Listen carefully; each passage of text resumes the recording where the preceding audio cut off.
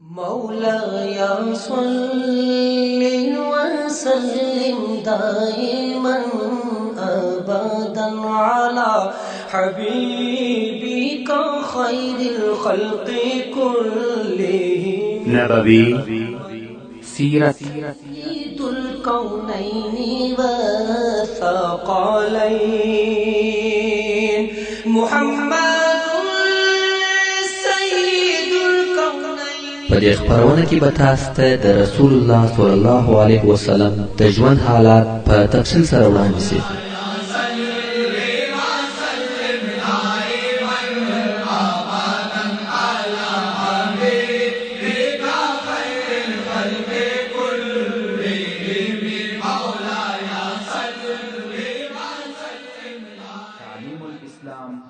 أعوذ بالله من الشيطان الرجيم بسم الله الرحمن الرحيم إن الحمد لله نحمده ونستعينه ونستغفره ونعوذ بالله من شرور أنفسنا وسيئات أعمالنا من يهده الله فلا مضل له ومن يضلل فلا هادي له وأشهد أن لا إله إلا الله وحده لا شريك له وأشهد أن محمدا عبده ورسوله صلى الله عليه وآله وصحبه وسلم تسليما كثيرا. أما بعد، محترم تعالی عنها وایي کوم وخت هغه حالات بیانول چې په اسلام کې د خره د غوښې د حلالوالي او حراموالي حکم نو موجود صلی الله علیه و آله وسلم مګر دلته د حراموالي حکم وسو تر څو چې د پیرانانو څخه یو نفر د مکې مکرمې متعلق او بارک راغلی او دغه خره چې بیتونه یې ویل خلق دغه आवाज او هغه وحشي خره دی خصوص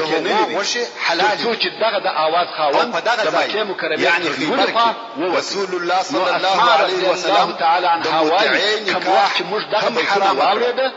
د متعین نکاح هغه موقتی نکاح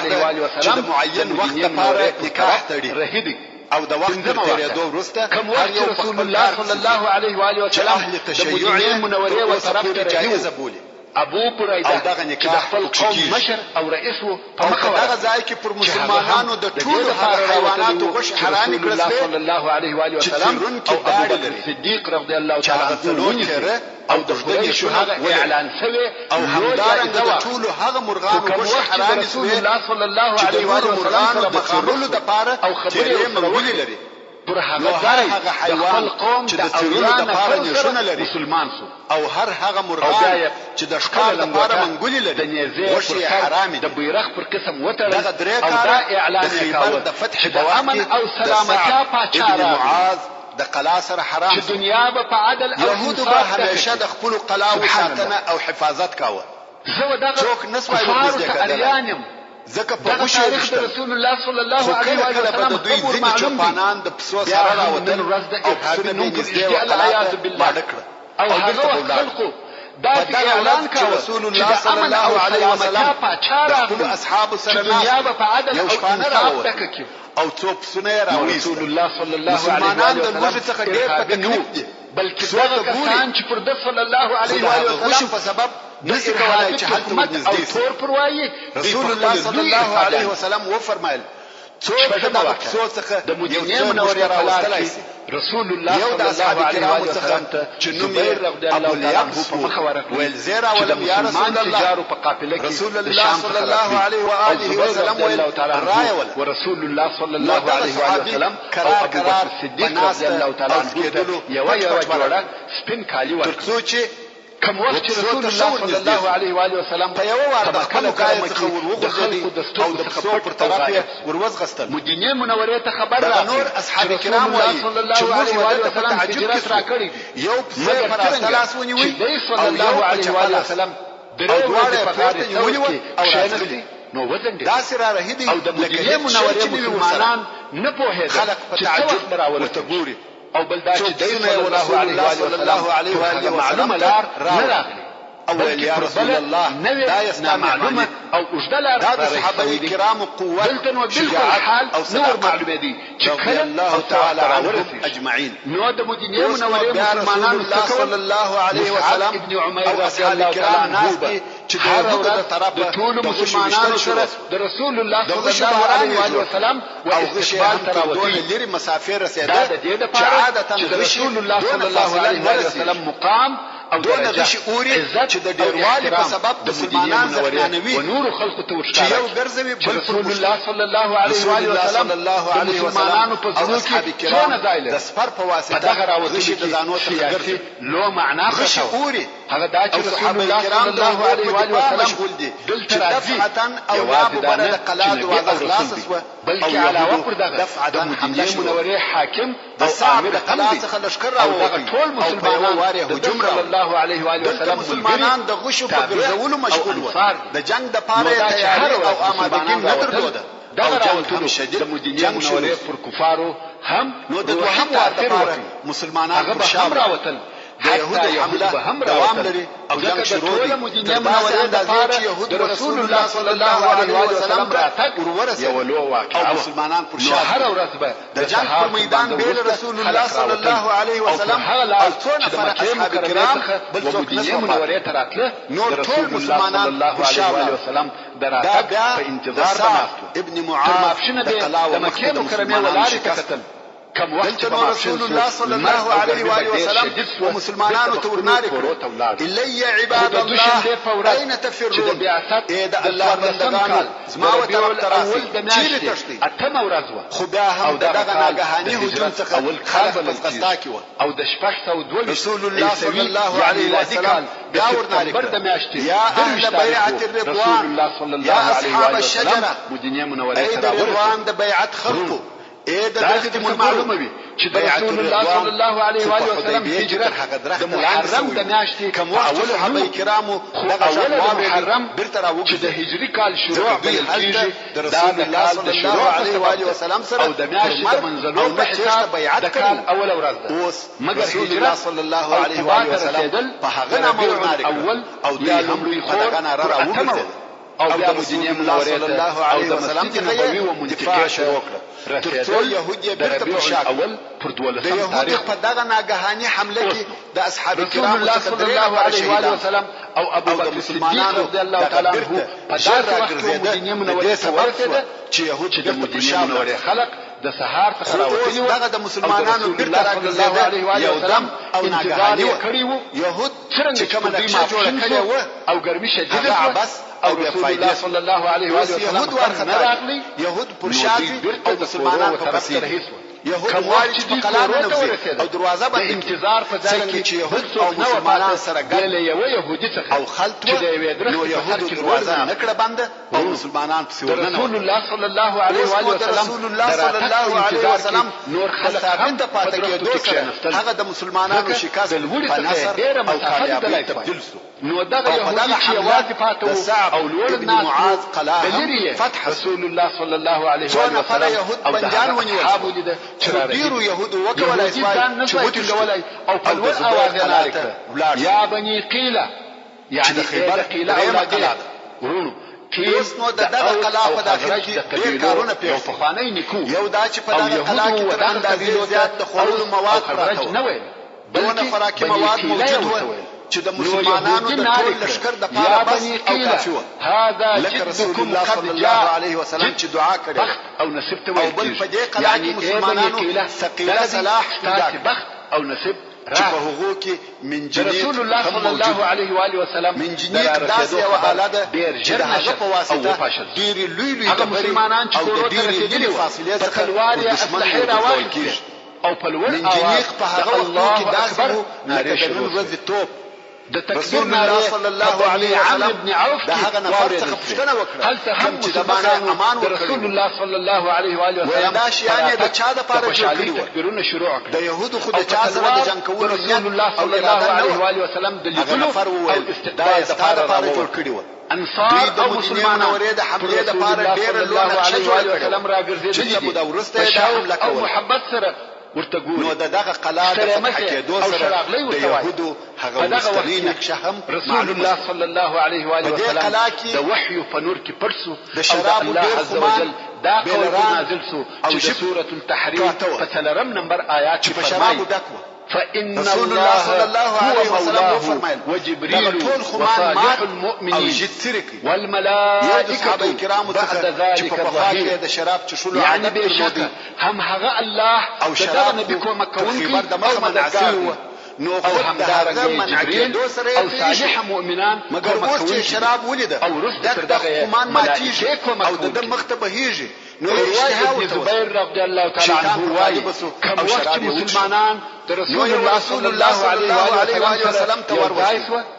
ويا رسول الله صلى الله عليه وسلم برته د شراب او چښلو ته رجوع وکړي بیا عمرو ابن عوف رسول الله صلى الله عليه وسلم د ربيع الاول خپل مبارکه چوشه وکړه او دغه نفر یې په واده د مدینه منورې ډیرو مسلمانانو رسول الله صلى الله عليه وسلم د چښلو جزاء نو لري چې هغه فرنګ نه پیژني نو په دغه وخت کې دا تعذير او جزاء چې رسول الله صلى الله عليه وسلم دی او کوم یو صحابه کرام امر کړ چې چوټه وکړي عمر هم سره نږدې و ځکه ابو بکر صدیق رضی الله تعالی عنه رسول الله صلی الله علیه وسلم په عمر وکاله کړ چې شراب فرق نه کوي دلته حضرت عمر فاروق رضی الله تعالی عنه ترتاد الله لعنت به تشراب چشه ابو بکر او الله جل جلاله منع کړی دی او رسول الله صلی الله علیه وسلم وفرمایي یا عمر دلته نو ټول خلق توسوه چې دا الله رسول الله صلی الله علیه و آله وسلم دی او دغه ګناهګار دی ابو بکر مگر بیا هم رضی الله تعالی عنه او رسول الله د دنیا منورې ټول خلق رسول الله صلی الله علیه و آله وسلم د استقبال او شراغلی د فار راغلی ګناه بیل او جلاشي د خوشالۍ ورځ و چې د دنیا منورې جلاله محبت داسې خوشاله ورځ نو رسول الله صلی الله علیه وسلم دغه مسلمانان او دغه معنا صلی الله علیه و آله وسلم راټول دي دغه کسانو د پاره توبه چې بالکل د ګناه څخه په پاکي رسول الله صلی الله علیه و سلم ګناهکار ته همیشه د ذلت په سترګه ونه ګوري ابن الهدم په کور کې واړه نن ورځ په مشکل د عادت ګرځیدل په قباء کې یو چا د خیر او نصيحت خبره راته وکړه دوشنبه زه د هغه ګناه ور یادوم چې لاس د سکاله د مخه ځنی پیښه شوی یعنی داسې ورته وایم چې ته په خپل ګناهکار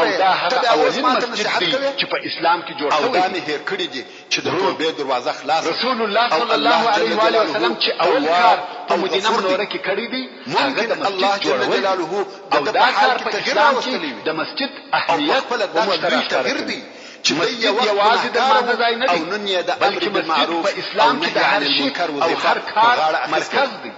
خلق اسلامي شریعت او رسول الله صلی الله علیه و آله وسلم متابعت او جهاد د پاره د لشکر د مسلحولو او جوړولو مرکز ده حق ویل د مهم او لوی اجتماعات مرکز مسجد د غریبانو او د ټول مسلمانانو د استوګنې مرکز پر دغه موضوع ډیر مسلمانانو د پاره عام او رئیسي مرکز ځان ته جلا بحث وایي نو ځکه د هغه د جوړولو څخه چاره نه او دغه مسلمانانو د سعد ابن معاذ رسول الله صلی الله علیه و آله وسلم یو سړی بندي ونیوي مسجد جوړ کړ کګوري هغه سړی سلام ابن مشکم هغه کې چې د یهودو د پاچاهانو څخه پاچا د سوره التوبه او یو نمبر آیات کې رسول الله صلی الله علیه وسلم د دغه امر وکړ أسس على التقوى من أول يوم ابن معاذ أحق أن تقوم فيه رجال يحبون أن يتطهروا والله يحب المطهرين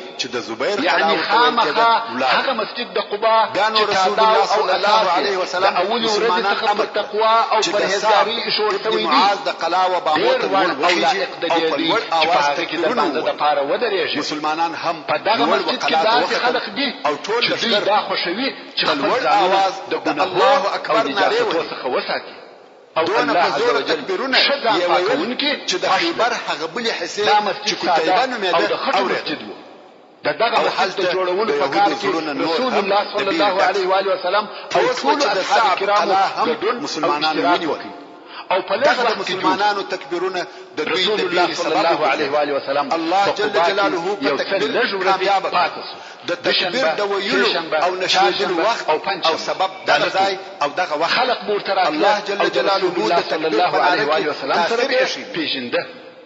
رسول الله صلی الله علیه و آله وسلم د خلق ژوند رسول الله صلی الله علیه وسلم د مسلمانانو یو ډله برابرول چې د دغه فتح هغه مهاجر مسلمانانو ژوند او سعد قلاوی ساتنه او حفاظت کوم وخت په قباء کې د رسول الله صلی الله علیه و آله وسلم پنځم ورځ اصحاب کرام سره د خیبر و درې کلا بنی نجار چې د رسول الله صلی الله علیه و آله وسلم ما ماګان ډیره مضبوطه او محکمه قلا د اسلحه او تور سره چې نه اسان ورته صلی الله علیه و آله وسلم الله عز وجل دغه قلا د يهودو ټول قلاو مضبوطه او محکمه چې ابو بکر صدیق رضی الله تعالی عنه کوشش وکړ چې دغه قلا ونیسي د مدینه منورې پر طرف راهي د هر طرف پر راهي بیا هم جمعه د باندې وخت او يهودو بیا قصد کړی دي د مدینه منورې خلکو تر دغه د مخه د جمعه یو د بل سره وویل د ناعم د قلا څخه ورته جمعه غیر تخونیول هغه د صعب د قلا څخه ورته غیر تخونیول رضی الله تعالی عنه کال هم کښینو او دغه جمعه المنز اسعد بن زراره رضی الله تعالی عنه تاسو هلته د باندې کښینی خو موږ نه دغه د جمعه اول منځ د مسلمانانو هیڅ لار نه جوړیږي چې قلا ته ورننوځي نو د دې جهاد څخه علماء وايي چې د جمعه سره دوام د شرطو مګر د مسلمانانو دی چې نفر به تر څلويشتو کم نه وي مګر دا صحیح دلیل نه ځکه کفر مسلمانانو د اول جمعه او د خلق تعداد یو څلويشت وای د مسلمانانو یو بل کوشش وکړي چې قلا ته ورسي نو دا داسې دلیل نه دی چې خلق دي ودغه عادت بل کوشش وکړي او هم په واسطه یو صحیح حدیث هم نه ټول کوششونه د فائدې دي تاکید وکړي قریب ده چې مسلمانان نه امید په هغه اول منځ کې چې په مدینه منوره کې د رسول الله صلی الله علیه و آله وسلم تر هجرت د مکه د اسعد ابن زراره رضی الله تعالی عنه او رسول الله صلی الله علیه وسلم سره د ملاقات رسول الله صلی الله علیه و آله وسلم او د رسول الله صلی الله علیه وسلم سره پر طرف رهیدي رسول الله صلی الله علیه وسلم ورته منتخب راوړي د جمعه د منځه خبره دا ده چې دا قلا نه نیول صلی الله علیه و آله وسلم د چا په واسطه د قرآن چې دا قلا ونیسي امر وکړ قلا په فراکي موادو لیکده په دیار کې د سالم ابن عوف مالونه پکښې د جمعه په دغه منځ کې صلی الله علیه وسلم وفرمایل راغلی چې ما وبېروي خپل رسول الله جل جلاله علیه و سلم چې خیبر فتح کوه هغه اولینه خطبه ده چې رسول الله صلی الله علیه و آله وسلم یې راغلی شروع څخه د اسلام فتح کوي يعني في الاسلام کې رسول الله صلی الله علیه و آله وسلم اوله علیه وسلم فرمایل نو د چې په دیار کې د بنی سالم ابن عوف وویل زبداس لا دروشه چې په هغه طریقه سره د قلا ونیسي د جمعې تر منځ وروسته رسول الله صلی الله علیه و آله وسلم مدینه ما اولادونه زما اقربا او دغه مالونه په ټول په امان د شار نوم بیا به داسې لا دروشه صلی الله علیه و آله وسلم سره بدل شو رسول الله صلی الله علیه و آله وسلم فرمایي مدینه منوره ورته ویل کیږي او ستا کورنۍ په امان د مدینه منوره په تاریخ کې یو روښانه او ځلانده ورځ و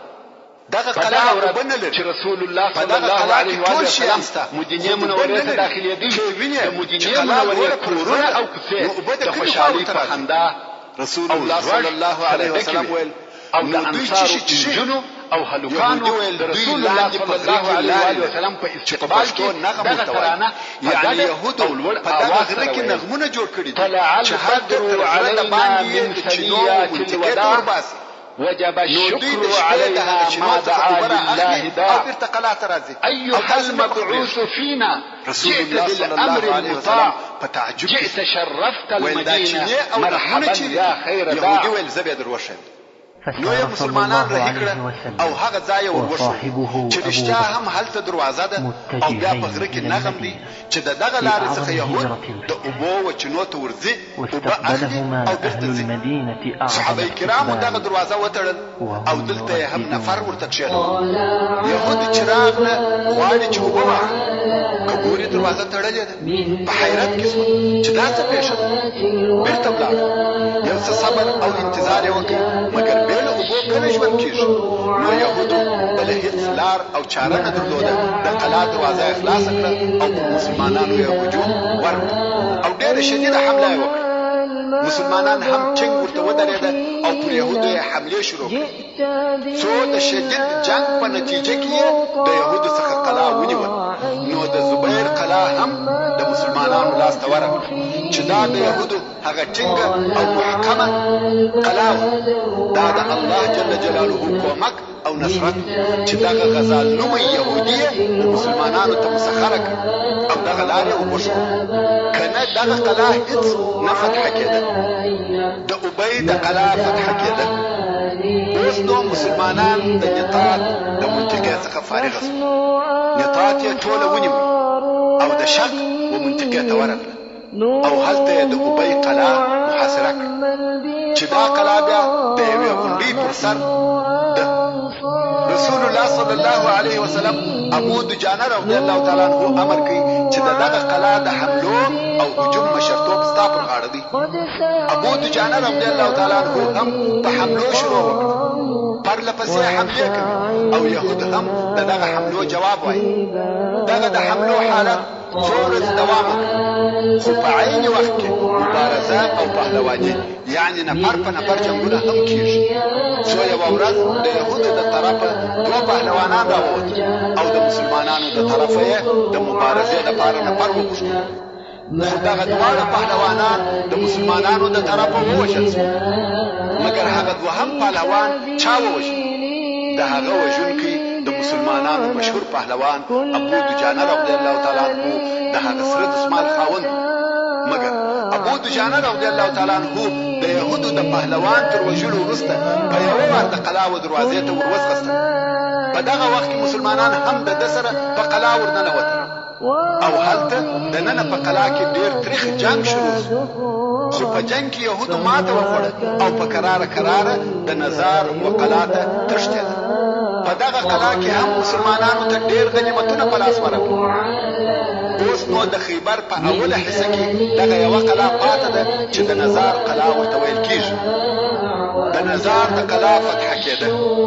اوس نو بیا په پاته قلاو کې یا د خیبر د اولې حصې په ټولو قلاو کې د نزار قلا محکمه او مضبوطه قلا وه. د یهودو تقریبا دا یقین و چې مسلمانان که هر څونه کوشش هم وکړي دغه قلا نسي نیولی. نو ځکه یې خپلې ښځې او کوچنیان ټوله په دغه قلا کې سره یو ځای کړي وو. په هغه څلورو د مخنیو قلاو کې د یهودو نه ښځې وې نه کوچنیان، فقط هلته جنګي نفر اوسېده. مګر دغه قلا د یهودو هغه د امان او اطمینان ځای و. دوی ویل شاید نورې قلاوې فتح سي، خو دغه قلا نه فتح کېږي او اوس مسلمانانو دغه قلا محاصره کړه. څو ورځې تېرې شوې، مسلمانان غواړي چې د نزار قلا هم فتح کړي، خو دې کار ته هېڅ لار نه جوړېږي. یهودو جنگ او راوتل، حملې او مبارزې ټول پرېښول، خاصتا چې په دغه قلا کې ښځې او کوچنیان هم اوسېږي، نو پر هغو هم ډېرېږي. مګر مسلمانان چې د هر وخت قلات ورنږدې شي د مدینې منورې مسلمانانو د رسول الله صلی الله علیه و وسلم په استقبال کې ویل دغه محاصره تیر او ټول مسلمانان علامه او خوشاله نسته چې مسلمانان دغه کلام ونیسي. صلی الله علیه و وسلم مدینې منورې ته داخل شو. پر هر کله چې راشي چې يهود جوړ مشرانو به د رسول الله صلی الله علیه و وسلم خوشاله او ورسره به چې رسول الله صلی الله علیه و وسلم د مدینې منورې د نیولو د پاره جوړ کړی وو. او ویل به مسلمانانو یا رسول الله زموږ سره پاته هزار وقلات زموږ سره عدد یا رسول الله صلی الله علیه وسلم فرمایل چې هغه د باب هم راوړي، یعنی نفر د باب بیا یو بل ثقيله یعنی اسلحه لرو چې د يهودو د قلاو څخه مسلمانانو ته خلاص ورغلي د پاره قوت او طاقت. او د باب داسې شی دی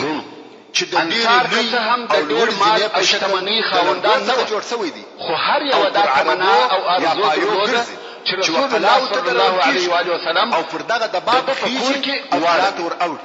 نو د انصارو پر هر کور چې خالد نه وي او قلات ورنږدې د اوش خلزه او ویل به یا رسول الله نو يهودو دغه د باب او مناعت راځي. مگر رسول الله صلی الله علیه و وسلم ورته ویل اوش الکی دا په خپل د مقصد ځای ته وهلو تله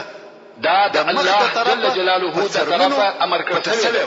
چې هغه ځای ته ولاړ چیرې دغه د دباب نه د هستوګنې لپاره طرفه په وشو یا ډبرو وشتل سي عز وجل اراده سره دغه سرمنې د هغه په مخ ته هم اوشه پرېښول او د هغه بیا چې په پرغش کې راغلي بیا به خلکو اوشه ونیول او مسلمانانو صلی الله علیه و وسلم ورته ویل پرېږدي یهودو دا امر کړی شوی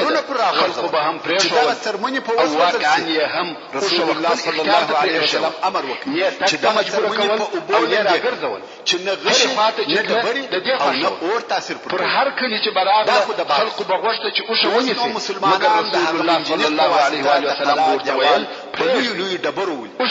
رسول الله صلی الله علیه وسلم مسجد نبوي چې په مدینه ته ورسېد دیواله یو ځای اواره او خرابه په ټولو ډبرو د دیواله یو حصہ ول د دوه یتیمانو ځکه هغه حساس کیږي او نړۍ نو مسلمانانو الله صلی الله علیه و وسلم پر ټول شتل نه ځنی کېږي د دې ډول چې په دغه مشتل دیوال ونړي او شاته وکړه مسلمانان د بل طرفه او پر هغه اولنی ځای چې د باب ته ویل کېده پر قلا حمله دغه مبارک او مشرف ځای يهودي په وشو او د جل جلاله خدای هغه سرمنو په واسطه مسلمانان ساتي او مشرف کړي وو په اورو رسول الله صلی الله علیه و سلم د اوشي څخه کښته يهود په بیره چې دا منطقه یو طرفه دیوال په صلی الله علیه و سلم او هغه دیوال قرار نه د بنی نجار او د بل طرفه مسلمانان او د الله عز وجل توفیق او قرارات ورنږدې کیږي ځکه د رسول الله صلی الله علیه و سلم هم دا فشار چې د خپل ماماګانو سره واړوي دفاع او د علیه الصلاه والسلام په نزول دوی مکرم ته مسلمانانو خلق رسول الله صلی الله علیه و سلم راټول دي او خبرې ورسره کوي هر یو وایي چې موږ د مسلمانانو او ابو ایوب انصاری رضی الله تعالی عنه په تلوار راغلی او رسول الله صلی الله علیه و سلم سامان یې د تیشکلار او خپل کوټه نه جنگ لار اختیار کړ رسول الله صلی الله علیه و سلم پښتنه وکړه چې ما سامان چیرې کېده ووجل ابو ایوب رضی الله تعالی عنه هغه ما خپل کوټه یوړ شدي او کوشنان رسول الله صلی الله علیه و سلم و فرمایل دغه قلا په فتح کولو سره خیبر او یعنی د خپل سامان سره او شق حساب پر رسول الله صلی الله علیه و سلم د استوګنې شرف کوچنی قلا ابو ایوب انصاری رضی الله تعالی عنه په نسب چې دغه لوی او محکم قلا فتح کېده زراره رضی الله تعالی عنه راوي رسول الله صلی الله علیه و سلم او خپل کوټه وکړه وتشتدانو شقوش الروزنه وسخنو د هزار قلا هم فتح رسول الله صلی الله علیه و سلم څنګه وکړ مسلمانانو بندیان او په قلا کې موجود شیان ټول یتیمانو په غنیمت واخیسته ولی او متصرف اکثر د کتیبه یتیمان ولی راغلی رسول الله صلی الله علیه و سلم و فرمایل دا د خیبر د قلاو څخه اخري قلا ده یا رسول الله دام ځکه یې بیا قیمت دې څخه يهود جنگ رسول الله صلی الله علیه و سلم و فرمایل په قیمت ورسته کې د کنانا ابن ابي ایران ورجل او د ذکر قیمت حضرت ابو بکر صدیق رضی الله تعالی عنه هم د بندیانو په جمله کې شانو رسول الله صلی الله علیه و سلم امر وکړ چې پر دغه ځکه مسلمانانو وبېښول چې دغه شذ څخه د منوره کې دغه علیه وسلم مسجد صفیه بنت حیی او منځونه پکې ادا کوي رسول الله صلی الله علیه و آله وسلم اولنۍ مسجد دغه ځکه جوړ او قسمو د مخه بیان کړی پس له بیت الله الحرام څخه د کنانا ابن پر مخیق شذ هغه مبارک ترین مشرف ترین او مسجد دی په ورسته کې دغه ځکه جوړ او شذ بندي ونی او دغه ځکه دغه مسجد د پاره د الله جل جلاله مسلمانانو وشارسي زکه اوشه وخت اختیار ته پریښول او رسول الله صلی الله علیه و سلم جلاله په اراده یا رسول الله د بندیانو شذ څخه یو من زماته د مسجد نبوي د رسول الله صلی الله علیه و سلم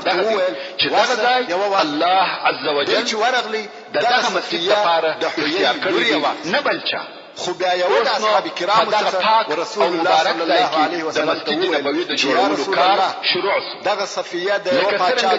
او د بل پاچا رسول الله صلی الله علیه و سلم او د ابو ایوب انصاری رضی الله تعالی عنه په کور کې سکونت دا بیل د اختیار منځوي د ابو ایوب رضی الله تعالی عنہ کور دوه منزل نو رسول الله صلی الله علیه و آله وسلم ته چې بیل ابو ایوب رضی الله تعالی عنہ ویل یا رسول الله دا نه مناسبه رسول الله صلی الله علیه وسلم ورته ویل ته حره او آزاده رسول الله صلی الله علیه و آله وسلم ورته ویل یا ابا ایوب ما ته خلق راځي وانك رسول الله خلقته رسول الله صلی الله علیه وسلم په تعجب دي چې څنګه اسلام قبول او تلور د يهودو څخه اول نفر چې مسلمان تعالی عنہ هم قبول ول څنګه او هر د مسجد په جوړولو شروع الله تعالی عنہ ول کوم وخت اصحاب کرام منورې ته هجرت وکړه دند د اول ورځ څخه د مسجد په کار شروع وکړه ابو یاسر الله جل جلاله مجتهد لپاره را استولي یو چې ځکه آباد د هجرت شروع کې الله عز وجل د سوره هود ان شاء الله نمبر آیات فرمایي هو أنشأكم من الأرض واستعمركم فيها يعني هم دغه الله تاسو د پیدا کړیاست نو می پلار ما د اعمار او آبادیدو طلب د څخه الله جل جلاله مستخدم ذکر تعمیر او آبادول غواړي نو ځکه د مسجد د پلان ټول تای ټول علامه ودی او ودی پیژنې او د مسجد د جوړولو په وخت کې به صحابه کرام د ستړیا د لري کولو لپاره دغه بیتونه ویل اللهم لا عيش الا عيش الاخره فاغفر للانصار والمهاجره رسول الله صلی الله علیه و سلم چې هم صحابه کرام سره کار کاوه نو د علیه الصلاۃ والسلام به هم دغه او اقام دوار شاهدی ادا کوي چې ته نبی مگر او اوس چې برابر مسلمان وایي اللهم لا عيش إلا عيش الآخرة فاغفر للمهاجرين والأنصار رضي الله تعالى عنها ذكر رسول الله صلى الله عليه وآله وسلم شعر دوائی نکاح پشپا رسول الله صلى الله عليه وسلم بسورة ياسين فدشتنا نمبر آيات کی فرمائی وما علمناه الشعر وما ينبغي له يا رسول الله إن هو إلا ذكر وقرآن مبين يعني محمد صلى الله عليه وآله وسلم تموش شعر ندی ورسولی او ندل الشعر والشاعر نو کم وقت چې رسول الله صلى الله عليه وآله وسلم چې شعر وایي خطا وطیبه خپل شعر نه بلکې د بل چا په شعر کې به هم خطا وطیبه چې په مدینه کې رسول الله صلى الله عليه وآله وسلم هر چا په لخبو مگر شعر رسول الله صلى الله عليه وسلم حتى هغه شعرونه چې د صلى الله عليه وآله وسلم په وخت کې مگر په خلقو کې مشهور صلی الله علیه وسلم نور ازواج مطهرات چې د درجه او مقام جمال او کمال دې نو به کله کله په خبرو زهواوش نظر وخت چې خبره چې رضی الله تعالی عنها نو دغه د مسجد په کار کې چې مسلمانانو شعر وایي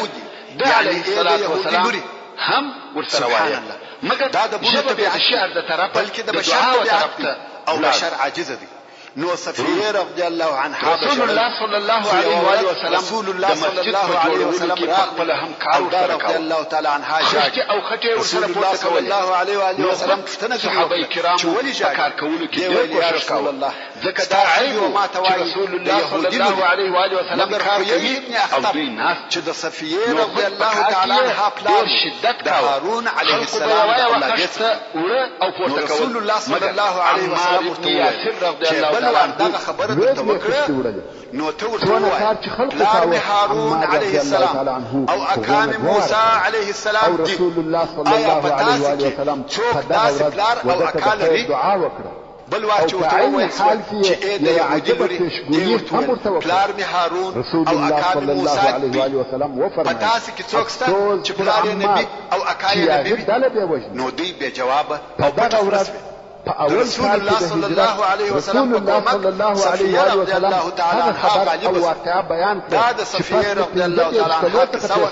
اوس په بیرته خیبر ته ولاړ په جنگ کې عمار رضی الله تعالی عنہ شهید ووجه یا کتیبه فتح کړه کار وسو دا نو رسول الله صلی الله علیه و وسلم د خیبر وهغه بل دوه منطقه ته چې کتیبه ورته ویل کېده الله تعالی عنہ وکورته ځکه د خیبر اوله حصه چې علیه السلام د استوګل ځای هغه اوس نو دغه بل وهمه منطقه رسول الله صلی الله علیه وسلم او مسلمانانو محاصره کړه رسول الله صلی الله علیه و آله وسلم فرمایل رسول الله صلی الله علیه و آله وسلم ځکه من جنیق د قلاو د نیولو لپاره ډېر اهمیت او ډېر کار ځینې استل کېږي ځکه نه غواړو چې رسول الله صلی الله علیه و وسلم ته د علیه الصلاة والسلام د احترام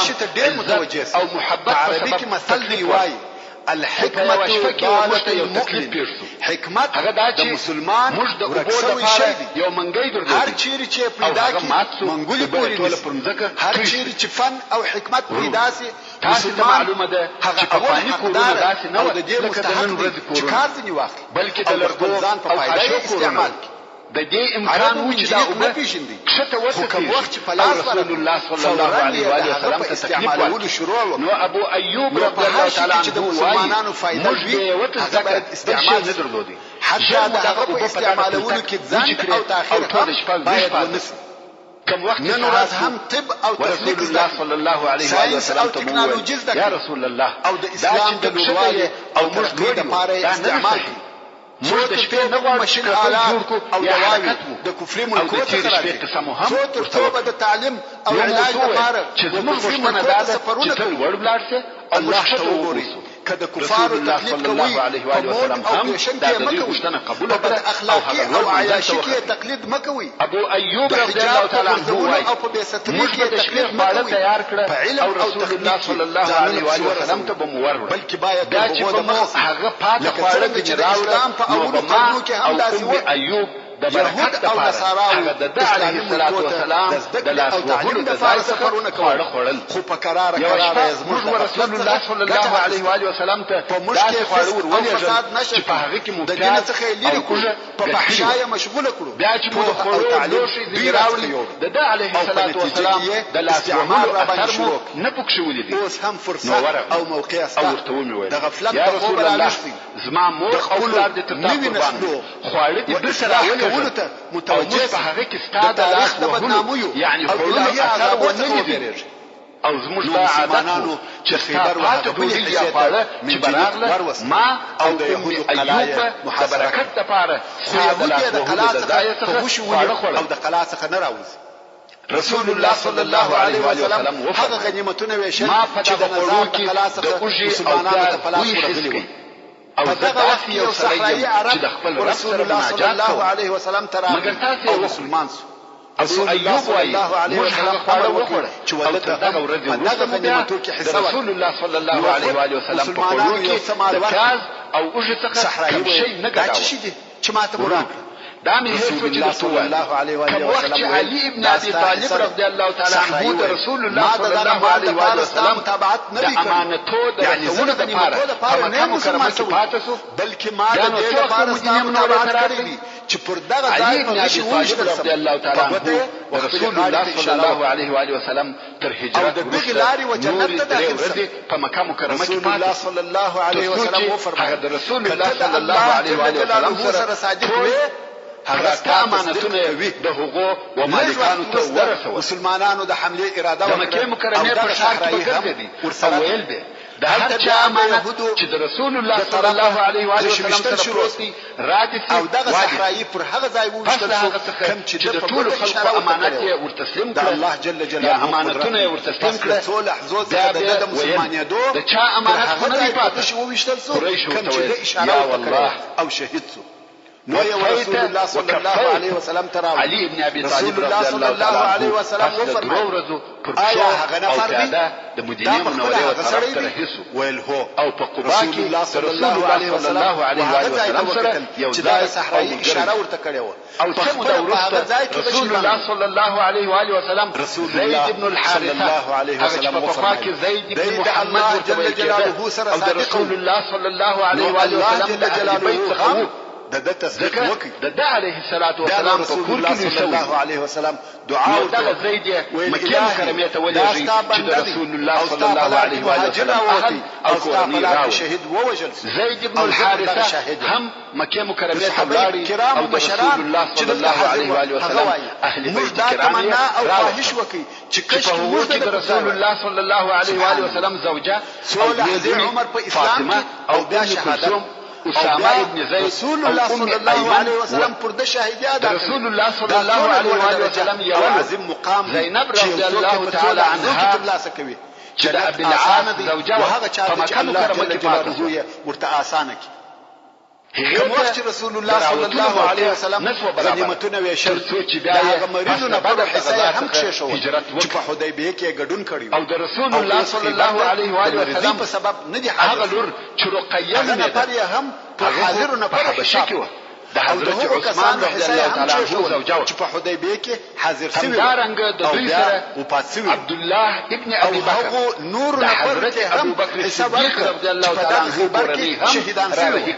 د هغو د کورنۍ د پاره حصہ جلا او عائشه مقصد دا چې رسول الله صلی الله علیه وسلم د غنیمتو په ویشلو کې او رسته ټول مراعات اسماء رضی الله تعالی عنها د بیان چې د هغه دراتک سره څه پیښ شو عینه متایع په هغه وختو کې مدینه منوره یو شپه درلوده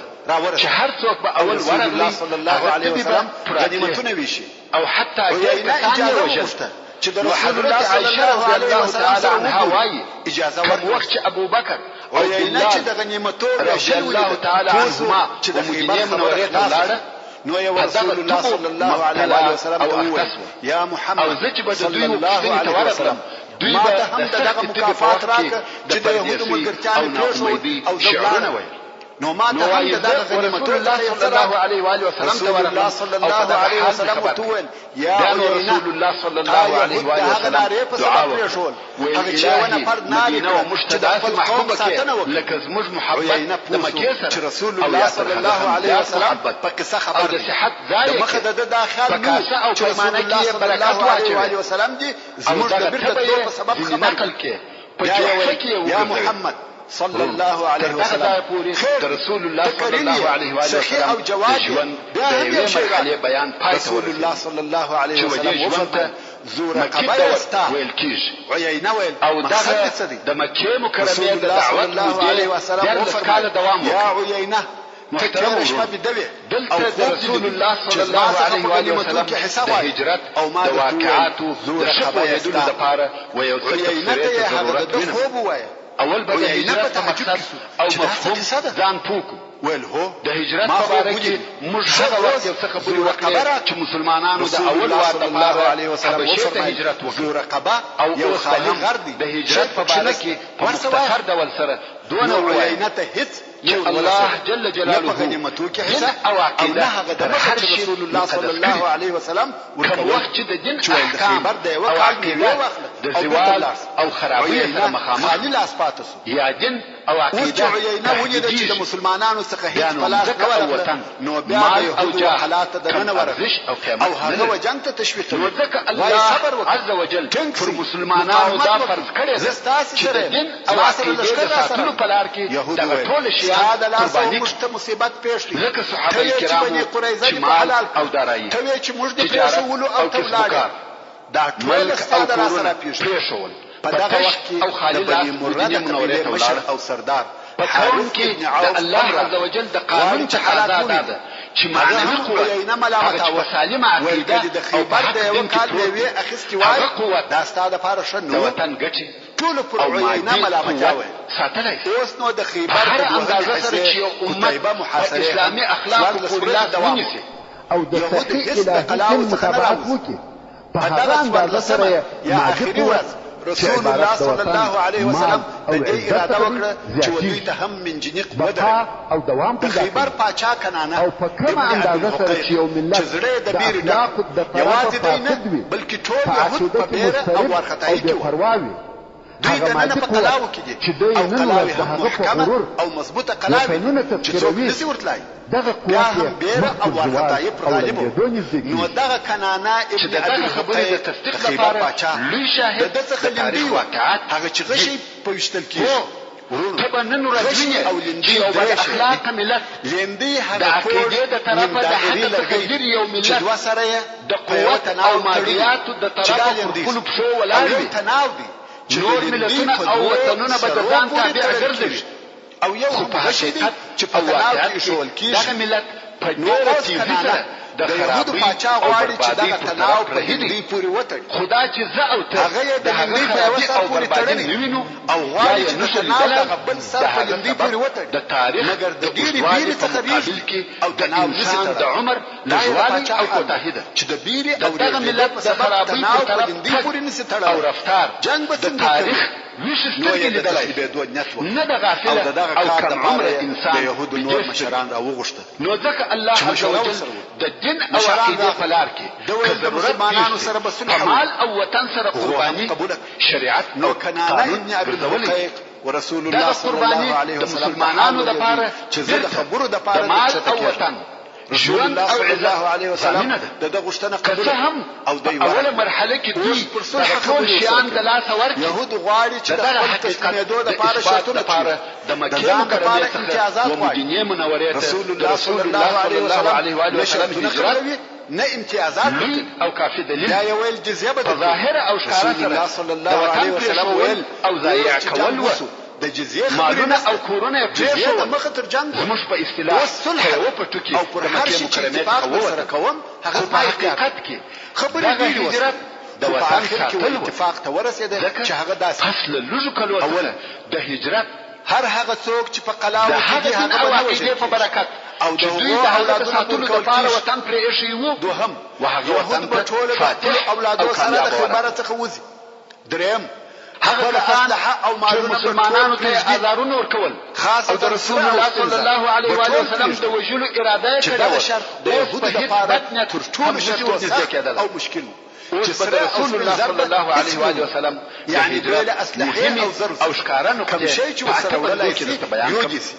اوله نقطه چې هغه ښکارا چې مشتد رسول الله صلی الله علیه و سلم د هجرت را معلومی حتی په جزیره العرب کې نه اوسي رسول الله صلی الله علیه و سلم د ټول اصحاب کرامو د جملې څخه حضرت ابوبکر صدیق رضی الله تعالی علیه وسلم اختیار نه وشني چې په دې سفر کې د رسول الله صلی الله علیه و سلم ملګری چې د علماء کرام د دې څخه د رسول الله صلی الله علیه و سلم د ابو بکر صدیق رضی الله تعالی عنه سره د محبت او اندازه بصرو چې دې رضی الله تعالی عنه ټول اصحاب رسول الله صلی الله علیه و سلم ته ورنږدې وو نقد مال باندې رسول الله صلی الله علیه و سلم څخه حمد رضی الله تعالی عنه د خلافت او لایق سره او سپینځره مفهوم تائید او تاکید یا تورث کې نور ډیر شیان الله صلی الله علیه وسلم رسول الله صلی الله علیه و سلم په خپل مریض کې د لمانځه د امامت لپاره ابو بکر رضی الله تعالی عنه خلیفہ وګرځاو سره او سپینځره تسلیم تاکید کاوه چې د خلقو د لمانځه امامت تیاروي بل درغ د الله تعالی عنه چې مسلمانانو په دغه قلاو کې په غنیمت واخیسته په هغه صحیح حدیث کې چې رسول الله صلی الله علیه و سلم فرمایي کما د ځان لپاره خلیل پیدا کولای دا بیل ابو بکر بن ددان خلیل ګرځولي وای رواه یا کجور درخت او واقعا دا ټول شیان یوازې د خدای په خپل احسان سره ابو بکر رضی الله تعالی عنه دغه امتیاز او لائق ګرځولي معلومه فکر وکړه ابو بکر رضی الله تعالی عنه رسول الله صلی الله علیه و سلم په ملګرتیا په قلاو کې مسلمانانو ته او اخلاص یو نمونه او مثال تورات دین په خپل روح او مالیه د رسول الله صلی الله علیه و سلم په ملګرتیا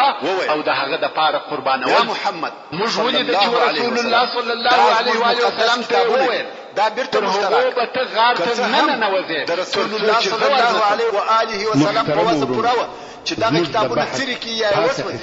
ځکه دا کتابونه د صلح د مخه د خیبر په اولو قلاو کې پلاس ورغلي محترم ورونو رب العزة د بحث عما فاتح حسابه وسلام ان شاء الله تعالى والحمد لله رب العالمين سبحان رب اسلام د مبارک دین بشپړ تعلیمات وسلام على المرسلين والحمد لله رب العالمين. د اسلام د مبارک دین زرینې پلوشې یوازې د تعلیم اسلام رادیو څخه نبوي احادیث د هلو او خوښیو کرامت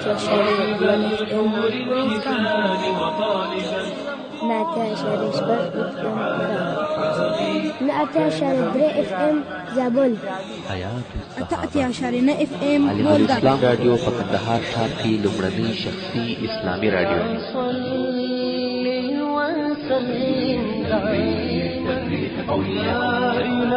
په دې ښکلي او ښایسته کې د ژوند څو شېبې تېرول علم الاسلام رادیو د هیلو او خوښیو سرچینه د کامیابۍ راز د الله جل جلاله په عبادت کې نغښتی دی زمانہ لري دوام تا بنا